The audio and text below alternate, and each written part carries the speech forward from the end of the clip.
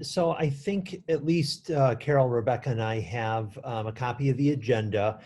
We wanted to start off with 4:60 because that's why we invited Luann and MJ to join us.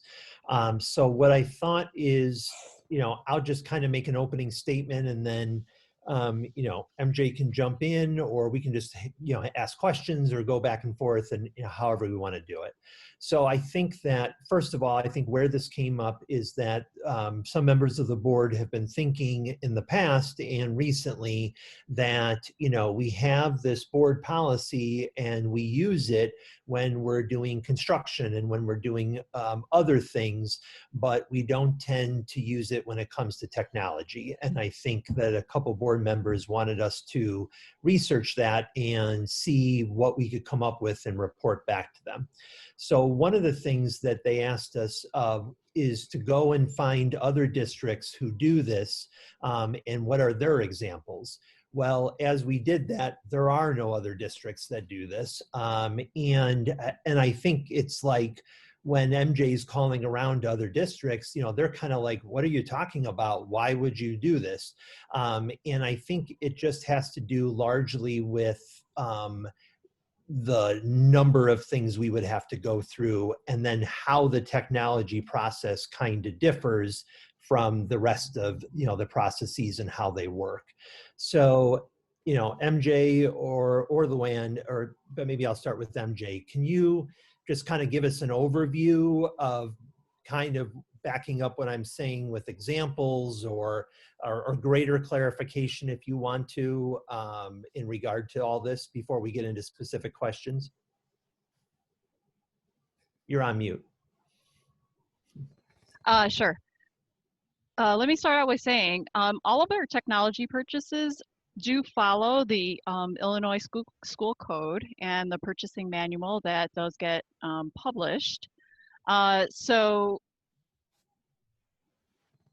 basically, the technology purchases that we've had fall in line with two different ways. One would be E-rate purchases, and so that's conducted through the Schools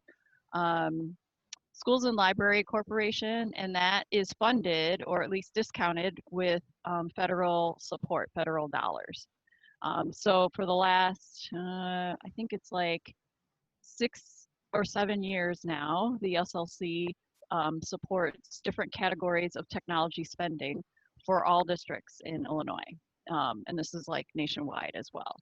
And that follows a particular procurement process where we would, one, post the needs that we might have. So we might have general specifications that say, we're looking for a voicemail or a voice over IP system. And here are some of the specs that we are looking for to support or to adopt whatever system we will need. And that gets posted on the SLC site as a 470. And so that 470 goes out to a bidding process that vendors who are registered with the SLC, they get a SPIN number, and so they're authorized to be able to bid in any of the proposals or the RFPs that are out there. 470s, that's what they call them. And then what we do is then we receive bids, and we then review the bids and then decide on one. And it is a formal process. It's a formal bidding process. So in general, a lot of our purchases regarding our network infrastructure, our internet service provider, our voice over IP, any of those kind of services go through that E-rate process. And then if we're not like going out for any new services or not wanting to look at like a different service provider or whatnot, then that just basically gets renewed every year, like per contract, right? So we had gone through, over the last 7 years that I've been with District 64, we've gone through several adoptions with that method. So that would be our voice over IP, our network enhancements, our Wi-Fi upgrades, our backup systems, our electronic and battery backup systems, and all of that a lot of infrastructure stuff, WAN and all that. So that's one kind of category in my mind of the type of projects that are out there in terms of technology. The other side is more of our refresh cycles. So as we adopt different types of technology, we go out through, I suppose you would call it a formal RFQ. So if we assess our needs, so let's say like for our Chromebooks, we assessed our needs as we were adopting our 3rd through 8th grade one-to-one program. And it was decided through the BACT committee that we were landing on Chromebooks. So then we went out and looked at different types of Chromebooks, so models, makes, et cetera. And so we did our own research in terms of what was out there and what was offered. And in many ways, then we assess our needs and we assess what it is that we would like to see in a particular Chromebook. And oftentimes what would happen is we would land on a particular make and model that we can only get from certain vendors or, you know, certain manufacturers or like manufacturer resellers that are the manufacturers like Dell or Lenovo would say, here you can work through this particular reseller. So in that process, then we go out and get a bid for that type of technology. So we do a lot of research on our own in terms of determining what it is that we would like to see. Sometimes it's through like the grant opportunity that we have for like the outdoor wireless system, and sometimes it's just, all right, here we're researching these different specs or these different aspects of this particular system, and we see how it's compatible with our current systems or possibly an expansion of our current systems. And then oftentimes then we'll go to different resellers or vendors, and then sometimes that's dictated by the manufacturer, right? So if we're going to go out and refresh our staff laptops, we're buying Apple products. And so we pretty much go to Apple to buy our Apple products, as well as Dell and some of these like single channel type of purchases. So in general, yes, every year we let the board know like these are big purchases that we're making, and this is why. This is part of our technology refresh cycle. This is part of our plan. This is what what we use in the district to support our teaching and learning. With the Lenovo's, that was actually a single model purchase, right? So we had determined that we were sticking with our Lenovo touchscreen in a particular model, in a particular generation, and there's a myriad of reasons that go into that. So that's why we, went out and got different bids, or not bids, but different quotes in terms of what we could get, where we could get the lowest price for these Lenovo 500Es. And so even with that said, the manufacturers oftentimes have what they call, I forgot what they call it, but I'll describe it. So we go out to bid and we go to a particular vendor and we say, what kind of pricing can you give us for this particular model and make? And what they will chime back is they're part of a pool that resells this particular manufacturer or this particular model, and it's kind of like the first one in. So if I'm the first one in to go to Lenovo and say, what do you have in stock? What do we have in stock together? What kind of pricing can I get from this? Then Lenovo sends them back and says, okay, you're the first bidder, or you're the first reseller for this particular quote. Here's the pricing for it. And then if we do go to other resellers, oftentimes they come back to us and they're like, well, you already talked to so-and-so already, because Lenovo says you've already contacted them, and we can't beat their price because they're first in. They got the best price. And so it's a little bit of a dance, but in some sense, it really starts with, depending on what it is that we're deciding to buy, then we may go out and be able to get pricing, or we may start with just a list of specifications that we're looking for, and then that formal bid process actually then incurs. So those are the two like major big purchases that normally we do in technology. And again, it all aligns to what our strategic plan is or what our technology refresh cycles are, and timelined out that way. Now, in general, purchases of, correct me if I'm wrong, Luann, it's under 25,000. Those are general like operational type of purchases. So we may get like a subscription here, or or a bunch of supplies here that would only cost like 8,000 or 10,000, or in that range. Anything under 25 grand. Technically under the Illinois procurement manual, that does not necessarily have to go through some long extended bidding process. It's for those major, huge, really big purchases, or anything above 25 grand. So within the Illinois state statute, which is 5/10-20.21, is the whole section that covers like contracts for school districts. And as MJ said, it's typically items over 25,000. However, along with the technology that MJ had mentioned, doing requests for proposals or quotes on that, there are quite a list of other items that don't need to go out to bid.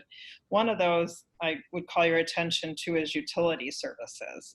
So when we have done, we just did a gas, I think it was gas, I can't even remember, gas or electric contract for 5 years. So what happens is we work with a broker and they go out and actually get us like up to 10 different quotes from different resellers of the gas or electric. And then we look at the different quotes, talk to them. We're also looking at who's delivering the service, right? They may have the lowest price, but if I'm going to have constant electricity outages, then I really don't want to deal with them.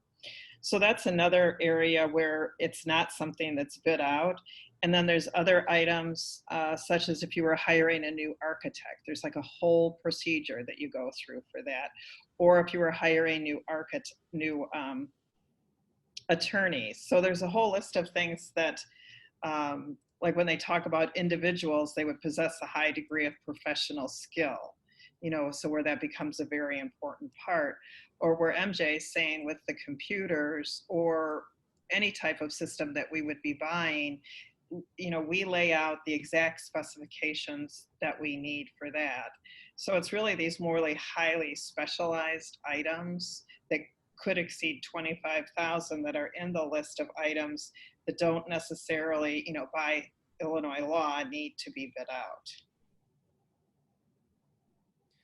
So maybe let's turn it over to Carol and Rebecca, just if you want to ask questions or share your thoughts, or, what more information can we provide and help?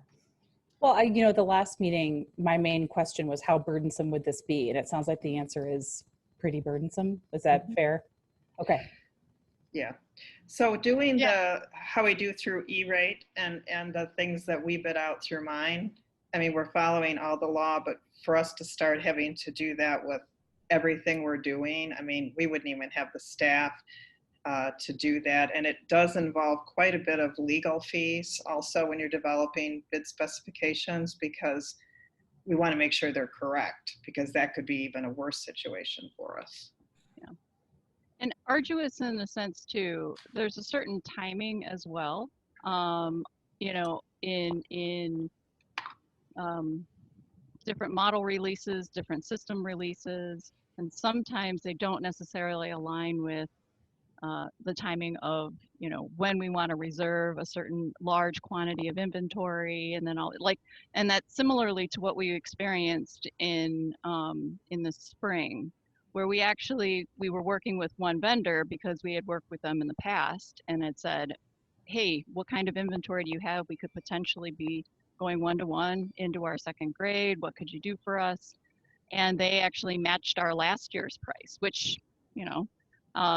was kind of a bonus, and they had the inventory. But we said, well, we have to go through and want to make sure, because this is a huge purchase, and so we were going through with the board and everything.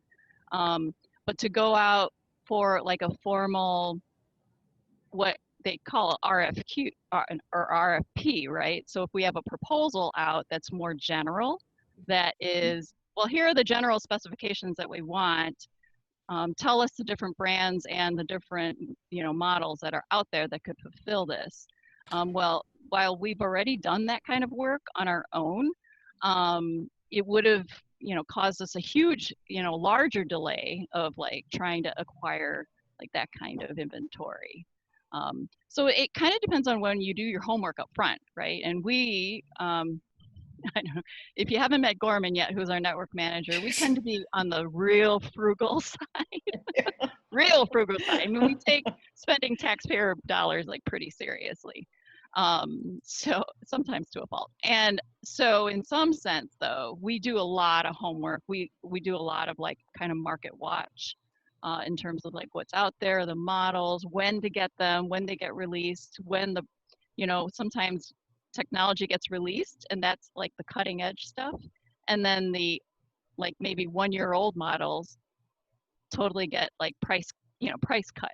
So while we may, get a model that's 6 months later than like what's, new and brand new out in the market, it still would fit our needs, right? But we actually would get a better pricing. But then not to be able to respond in a way where we know, all right, Apple, we know, we want to purchase these now, and now that they're like discounting, oftentimes it's like, hey, our Apple vendor calls us and says, hey, we've got 200, inventories, and we know like every year you buy 200 of these because, you have a 4-year refresh cycle. Hey, I'm letting you know now the model that, is being discounted is this. Would you guys be interested in it, right? So, and then it's like while quantities last, because oftentimes it's like, oh, all right, well, we've got to move on it, right? So, but we know it's not like we're bringing anything like new to the board, because anytime we bring anything new into our systems, we are always conscientious of making sure that the board understands like that this is the purchase that we're making. And so, and we've totally done that the last 7 years with, all of these other systems that we've either totally revised or that we went out and found different, service providers for them. So did this issue come up prior to the Chromebooks and iPads? Was this an issue with the walkie-talkies or anything else in the past 7 years that you remember, MJ? Yeah, it is the same thing, Carol. So the walkie-talkies and that fall under technology. And so typically what we do is we develop the exact what we want, and then we go to different vendors and ask them to provide us with a proposal for those items. Right, I'm just curious because during that meeting, the 2 board members alluded to prior conversations about this, but they weren't really specific. They made it seem like this came up before and that this was something they wanted. So I think for today, it's just my opinion that we need to do further research before we even propose anything. We just need further discussions, and we just need to look into this more. And I haven't really looked at the city, which is what one board member wanted us to do. So, I mean, it doesn't look like we're anywhere near ready to propose anything of this sort to the board. I don't know how Rebecca or Dr. Olson, how you feel. Yeah, Can I ask Luann? Go ahead, Rebecca. I'm sorry. If this was intended to be something that was like in some way cost saving, and Luann, you're saying it could potentially up legal costs, so it might be a wash for the intended purpose, or maybe even more. It could be. So I'm not sure how cities and libraries are, but I shared with Eric and MJ the 14 different sections of the purchasing manual that I have to follow under the state statutes. And I think they probably would agree it's pretty onerous in terms of what we already have to do in terms of things that we do within a school district. I am very respectful of the city and the park district, but what they have recommended, when I looked at it, we would need additional people to work to do some of that. No, I agree. I think schools are their own beast. And be sure you're structured by things other people are not. So, as Carol just laid out, so first of all, I think she's right. They did seem to reference that now I don't know if that was only a conversation with Lori Hines or more of you were involved, but it sounds like it had come up a couple times on the board before that they were interested in pursuing this, and now we're doing it. I think that, MJ, if I'm understanding it correctly, let's say we were to go to the board, say all this, and say, it's just too burdensome. And let's say the majority of the board says, thank you very much, but we still want you to go ahead and do it.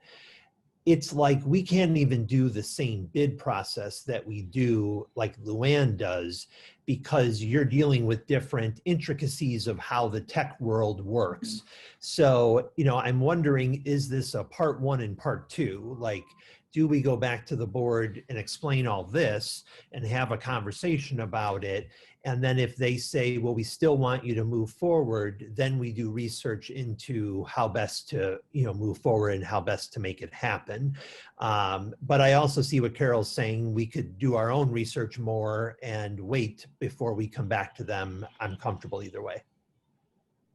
I guess one of my questions is, like, what is it that they want to layer on top of the already extensive, statutes that Luann was talking about in terms of I think guiding they were purchases? right. I don't think they were discussing the technicalities of it. I think they're more discussing the result of what they wanted. They just wanted it, exposed to as many, possible vendors as possible, and I think their goal was to get the best price possible. Right. But you're right, with the legal fees and all the other administrative, things involved, it might be a wash. But I think it just should be an ongoing conversation. Like I said, I don't think by the next board meeting we'll have anything to present, but we could just give them an update about what's in the works, I guess. Okay. And then ask them further, because I think it was just only two, maybe three board members were, insisting on this. So, just to hear more about what they want. And if it is, I know one was more concerned about tech, but I think the other two might have been concerned about everything, not just technology. Well, and MJ, I think, we talked about this with the example of the Chromebooks, but there are instances, like you'd mentioned, where you have to move nimbly. And this, I assume, would hinder that? Oh, for sure. Yeah. Nimbly, and yes, definitely the nimbleness, to be able to respond to whatever's out in the market, right? And if our goal, right, is always to try to get the lowest price possible with the highest quality of product, it's not that we wouldn't want to bring that information to the board, but in some sense, I guess I'm seeing this as a little bit of a trust issue. We're doing our homework to find out what the lowest pricing is. Or we're when we set the budget, like Luann and I, we work and we set the budget to something that is affordable. So if we find that, we're looking for a product with these particular specifications, but it's like $200 more than what we actually have budgeted to spend, we're not going to bring that forward. It's just not, it's not something that we deem as realistic and sustainable in our operating budget. So there's a lot of other discussion that goes on before we even go and make a purchase. And to have to bring every step of that in front of the board in a once a month meeting would definitely slow the process down, right? And MJ, I'm also thinking, I'm guessing we spend over 25,000 on MAP every year, but there's only one company that offers MAP, so it's not like there's a debate. And then I guess maybe not so much your area, but as we start to drift towards curriculum, there are sometimes we're making educational decisions, not necessarily a cost decision. So, like FastBridge, for instance, that we use for testing, we could pick something else, but FastBridge is the best. So that's why we have it, type of thing. So I guess if we play this down the road a little, it gets more complicated too, when we get into the curriculum area. That is specifically called out in the state statute too, Eric, the curriculum. Okay. Okay, so it sounds like if Rebecca and Carol, you're in agreement, it sounds like we were thinking maybe just at the next board meeting, we could give an update of kind of where we are and continue the conversation and then see what comes out of that and where we go after that. Right, I agree. Okay. All Okay. right. Bye, ladies. Thank you. All right, thanks, Luann. Thanks, Yeah, MJ. and if there's any other information you need, just holler. Let Well, us know. thank you. Thanks for coming. All right, Yep. bye, I'm guys. sorry I was late. I was e-learning. That's okay. It's a good excuse. That is, that very much is. All right, thanks. All right, we can't fault you for that. No, sorry. I was doing Okay. 5th grade math and it was not going well for me either. Yeah. So the next is 4:180, and I think the easiest fix would be one thing that Tony Louisi mentioned is just copy and paste from the statute. So I don't think there could be anything really controversial about that. Do you want me just to share the screen? Yeah, well, yeah. What it looks like? Okay. Let's see. Oh, Natasha, can you enable the screen sharing, please? I will do that. Give me a second.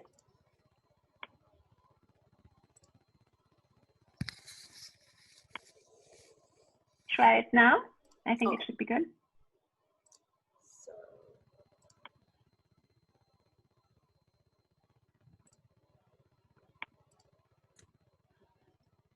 okay.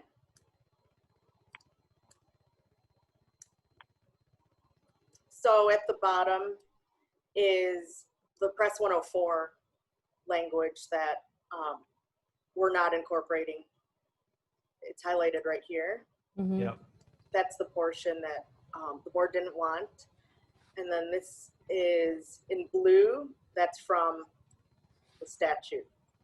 So this is copied and pasted from Tony's email. We just have to double check that these are defined terms because he had random, capitalized words. That was the only difference pretty much between that and the actual statute. So let's see. So Up here, this is copied and pasted at the top left from the statute. These are I just got it. lowercase words, Yep. lowercase words. And then we would just not include this part where the IASB inserted the superintendent shall approve and present to the board for adoption. So we're striking all of this that I highlighted. And then we're just inserting or copying and pasting what was in the statute. Okay, and the Correct, district yeah. is that sort of nebulous language. And that was sort of the point of it, right? Well, Yeah. this was the part that the board outright did not agree with, or the majority in the consensus. They don't like the shall approve and present to the board. So we're not doing that. We're just going to Right. do what the statute says. Right, wasn't there something in a footnote or that was like the board shall adapt and this way using Yeah, the no, we district never- is what? Right, but we talked about it. Right. Right. The footnote explained, and that's how Tony explained that the IASB went further. But then the footnotes Right. don't end up in our policy anyway, so that doesn't matter. So we're just going to, what I can, No, I'm just saying that Yeah. the district, this is sort of a more nebulous thing. Like the board is a specific thing, the superintendent is a specific person, the district is sort of, I think so. I think Okay. that was part of the intention. Yeah. okay, all right. Yeah, that works for me. Yeah, I agree. okay, so we're done with that. And then I guess I'll email a red line. So Carol, we will to you never be guys. done with this policy. We will be talking about this policy in April. We will. Yes. Okay, so I'm going to stop the screen sharing. So we're done with Okay. that. Everyone's on board. Okay, so 4:180, do the red line. Okay, and then press 105. We had the worksheets and the packet. We had the one new Right. one, but other than that, Dr. Olson, did the administration have anything different from what was in press 105? Yeah, so, as you mentioned, I mean, really, we could call this the sexual harassment press issue, Yeah, right. because it Yeah. introduced the new policy and then so much of the language was just, updating everything to sort of meet that. So no, we were fine with everything with the exception of 5:330. That's sick days, vacation days, holidays, and leaves, because we have our collective bargaining agreement that has all that laid out. So we have to stick with the CBA instead of adopting this policy. But outside of that, everything else we were good with. Oh, good. So my one question though is the sexual harassment policy. It mentioned, what is it? Is it Erin's Law, Megan's Law? What is her name? Erin's Law, yeah. Erin. Yeah.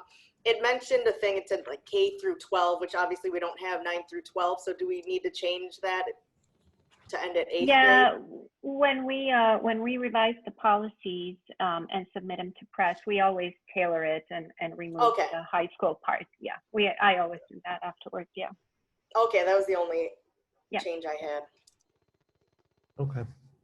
Yeah, this was a straightforward one. Yeah, I mean, for the most part, it was pretty straightforward this time. So Rebecca, you're okay with everything too? Yes, yeah. Okay. Anything else that we wanted to talk about? I don't think so. That was, we took everything off our to-do list, right? Mm-hmm. Yeah, then I think we're good. Good. Yep. Okay. Sounds good. New business, none. Nobody has anything. Okay, and we don't have any members of the public participating, it looks like. So. Yeah, none today. Okay. No comments received either. Let's put that on the record. Okay. So it is 2:34 p.m. and it looks like we're adjourning. We're done.